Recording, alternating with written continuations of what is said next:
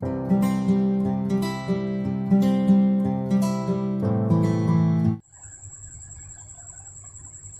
Friends, welcome to my channel Deep classes, जिसमें हमारा आज का टॉपिक है सूरज का सातवां घोड़ा उपन्यास के पात्रों का चरित्र चित्रण। हमारा आज का टॉपिक स्टार्ट करने से पहले मेरी आपसे एक छोटी सी रिक्वेस्ट है। अगर आपने अभी तक हमारे चैनल को सब्सक्राइब नहीं किया है तो इसे सब्सक्राइब कर लें, जिससे हमारे आने वाले वीडियो के नोटिफिकेशंस आप तक पहुंच सके। चलिए अब हम अपना टॉपिक स्टार्ट करते हैं। सूरज का सातवां घोड़ा उपन्यास के मुख्य पात्र हैं माणिक मुल्ला, तन्ना, महेश्वर दलाल, जमुना और लीली और सत्ती। अब हम एक एक कर इनके बारे में जानते हैं। सूरज का सातवां घोड़ा उपन्यास के सभी पात्र वर्गगत चरित्र हैं। इन पात्रों के माध्यम से लेखक ने मध्यम वर्गीय समाज की स्थितियों और समस्याओं को उभारा है। चरित्र चित्रण के लिए लेखक ने प्रत्यक्ष और परोक्ष दोनों ही शैलियों का प्रयोग किया है। उपन्यास के आरंभ उपोद्घात में ही माणिक मुल्ला का परिचय दिया गया है। अन्य पात्रों का परिचय उनका देह गठन, वस्त्राभूषण, पारिवारिक वातावरण, शिक्षा, दीक्षा सभी का स्पष्ट वर्णन है, परंतु उनकी मानसिकता, उनकी सोच, उनकी आकांक्षाएं और विवशताएं, उनकी गतिविधियों, क्रियाकलापों, संवादों और कहानियों में घटित घटनाओं से स्पष्ट हुई है। सबसे पहले देखते हैं माणिक मुल्ला को। तो माणिक मुल्ला प्रस्तुत उपन्यास के सर्वाधिक महत्वपूर्ण पात्र है। उपन्यास में उनकी भूमिका दो प्रकार की है। एक तो उनकी स्थित नेरेटर अथवा कथावाचक की है। सभी कहानियां माणिक मुल्ला की जुबानी है। दूसरी सभी कहानियों में उनकी स्थिति किसी न किसी रूप में रही है, परंतु चाहे वह कथानक के रूप में हो या किसी पात्र के रूप में, उनकी छवि सुरक्षित और समझदार व्यक्ति की रूप में उभरी है। विभिन्न पात्रों की कहानी सुनते समय उनकी दृष्टि मात्र घटनाओं पर ही नहीं रहती, बल्कि उससे जुड़ी समूची स्थितियों और भाव भंगिमाओं पर रहती है। घटनाओं के अंत में दिए गए निष्कर्ष आदि सरलीकृत और परिपक्व से लगते हैं, परंतु जैसा कि लेखक ने निवेदन में स्पष्ट कर दिया है, उनके माध्यम से अबुद्धिजीवियों और सिद्धांतवादियों पर व्यंग्य किया गया है। जमुना के बेमेल विवाह का मूक दर्शन बना रहना, लीली से प्रेम करते हुए और यह जानते हुए भी कि लीली भी उससे प्रेम करती है, आदर्श बखान कर उसके जीवन से हट जाना, सत्ती के स्वाभिमान और सौंदर्य के प्रति आकृष्ट होते हुए भी उससे सहानुभूति रखते हुए भी उसका साथ न देना, उसकी मृत्यु का समाचार सुनकर अपराध बोध का नाटक करना, ये सारे प्रसंग माणिक मुल्ला की दुर्बलताओं का प्रकाशन करते हैं, परंतु इसके माध्यम से मध्यवर्गीय व्यक्तियों के जीवन का दोगलापन, बड़ी बड़ी बातें करना पर उन्हें कार्यान्वित करने के नाम पर पीछे हट जाना दर्शाना ही लेखक का उद्देश्य रहा है। तो अब आते हैं तन्ना के चरित्र पर। प्रस्तुत उपन्यास में तन्ना का चरित्र भी अत्यंत महत्वपूर्ण है। महेसर दलाल का बेटा तन्ना बचपन में ही माँ को खो बैठा है। माता के स्नेह के अभाव और पिता के उग्र एवं चिड़चिड़े स्वभाव ने तन्ना को संकोची, भीरू और अंतर्मुखी बना दिया है। वह ना तो किसी से खुलकर बात करता दिखाई देता है और ना ही अपना पक्ष रखता है।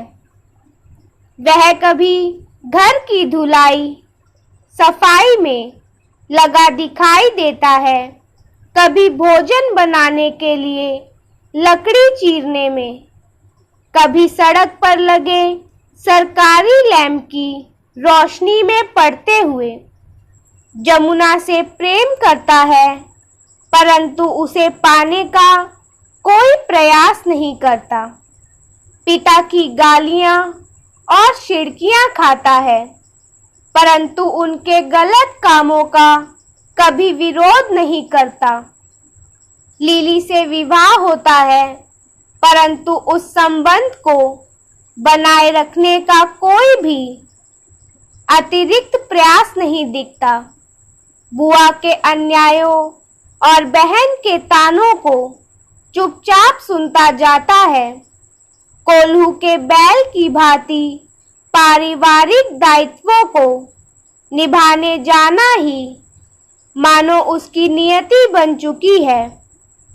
बहिमुखी माणिक मुल्ला मध्य वर्गीय व्यक्तित्व का एक प्रकार है और अंतर्मुखी संकोची तन्ना दूसरा। आगे देखते हैं महेसर दलाल के चरित्र चित्रण को। तन्ना के पिता महेसर दलाल का चरित्र एक उग्र, क्रोधी, लालची और विलासी व्यक्ति के रूप में सामने आता है। बात बात पर नाराज होना, गालियां देना, जवान लड़के को मारना पीटना उनकी दिनचर्या का अंग है। विवाह योग्य जवान बच्चों के पिता होते हुए भी एक स्त्री को घर में रखते हैं। झूठ बोलकर तन्ना का विवाह लीली से कराते हैं क्योंकि उसकी माँ विशाल धन संपत्ति की स्वामिनी है और अपनी बहू की माँ के साथ रंगरलियां मनाने में उन्हें कोई संकोच नहीं होता। दलाली का काम करते हैं सो उस व्यवसाय की प्रवृत्तियां भी उनके व्यक्तित्व का अंग बन जाती है। इसलिए बेटी की उम्र की सत्ती को चमन ठाकुर को लालच देकर कुछ रुपए के बदले में खरीद लेते हैं। अब आते हैं जमुना और लीली के चरित्र पर। जमुना और लीली दोनों ही इस उपन्यास की नायिकाएं हैं। जमुना की शिक्षा कुछ समय बाद छूट गई परंतु लीली को उच्च शिक्षा प्राप्त करने का अवसर मिला। जमुना तन्ना से प्रेम करती है परंतु उसे वृद्ध जमींदार से विवाह करने को विवश होना पड़ता है। लीली माणिक से प्रेम करती है पर उसे तन्ना से विवाह करना पड़ता है। इन दोनों की ही नियति एक जैसी है। दोनों को ही अपना प्रेम नहीं प्राप्त होता। दोनों का ही वैवाहिक जीवन दुखपूर्ण रहा है। जमुना को वैधव्य झेलना पड़ता है और लीली को तन्ना का घर छोड़ना पड़ता है। ये दोनों चरित्र समानांतर रेखाओं की तरह है, जो पृथक पृथक होने पर भी एक जैसी निर्यात की ओर आगे बढ़ रहे हैं। अब आते हैं सत्ती के चरित्र पर। तो प्रस्तुत उपन्यास में सत्ती का चरित्र बहुत सशक्त है। वह बहुत सुंदर है, परंतु बहुत स्वाभिमानी भी। मुंह बोले चाचा चमन ठाकुर का पालन करती है, साबुन बनाती है, साबुन बेचती है, परंतु ना तो किसी की कोई गलत बात उसे बर्दाश्त है और ना हिसाब में कोई गड़बड़ी। उसकी कर्मठता और ईमानदारी ने उसके व्यक्तित्व को सहज सौंदर्य प्रदान किया है। जमुना और लीली की भांति वह छुई मुई नहीं। कमर में सदा एक चाकू बंधा रहता है। उसके सौंदर्य के प्रति सब आकृष्ट होते हैं, किंतु उसकी खुददारी से डरते भी हैं। परंतु हमारी सामाजिक व्यवस्था में सत्ती जैसी कर्मठ, ईमानदार, स्वाभिमानी स्त्री को भी चमन ठाकुर की लालची और महेश्वर दलाल की विलासी प्रवृत्तियों का शिकार होना पड़ता है। और इसी के साथ हमारा आज का टॉपिक यही खत्म होता है, जिसमें हमने जाना सूरज का 7वां घोड़ा उपन्यास के पात्रों का चरित्र चित्रण।